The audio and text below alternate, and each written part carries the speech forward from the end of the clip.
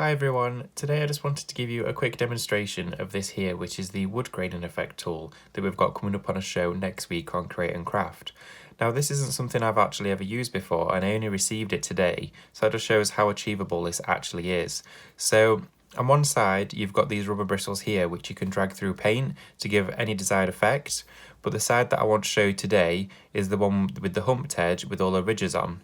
So as you can see, it's got all these semicircles here with about 2mm depth of ridges, and these will give you the grains and knots that you would find in old reclaimed sanded down wood. So you can use this on home furnishings, or you could use it on card making to give a background. It can be used really on so many different surfaces. So for the purpose of this demo, I've got some construction board here which I've painted grey in a matte effect finish paint. So what I'm going to be doing is overlaying the very chalky wash effect paint from Cadence. And the reason why I'm using this paint is because for one, it's white, it will come through and give a nice contrast, but also with it being wash effect, when I actually drag this through, it will give the sort of washed, old, sanded down look of wood without actually having to do anything. So it's a really easy process, but it gives such a massive impact. So with the paint, you want to apply quite a bit. So I'm not going to be delicate with it, and I'm just going to slap the paint on there, and I want to give an even coverage all over. So not being too careful.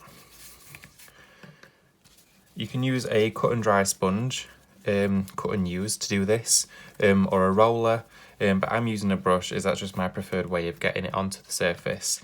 But it might work differently for you depending on what it is you're wanting to create. So now I've got all the paint on there. I'll just get rid of any big paint blobs. But it doesn't, like I say, matter too much about brush strokes or anything like that because you're not going to see it anyway, so you can use any type of medium to apply that. And then holding your wood graining tool, you want to rock it as you're using it. So rocking it back and forth will give you the effect.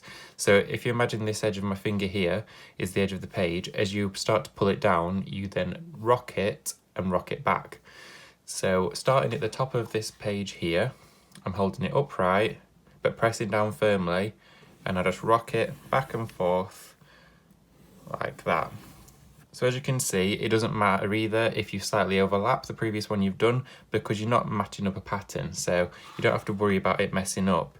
And you can see there's paint already gathered on there. You can go in and use it again just to finish this edge.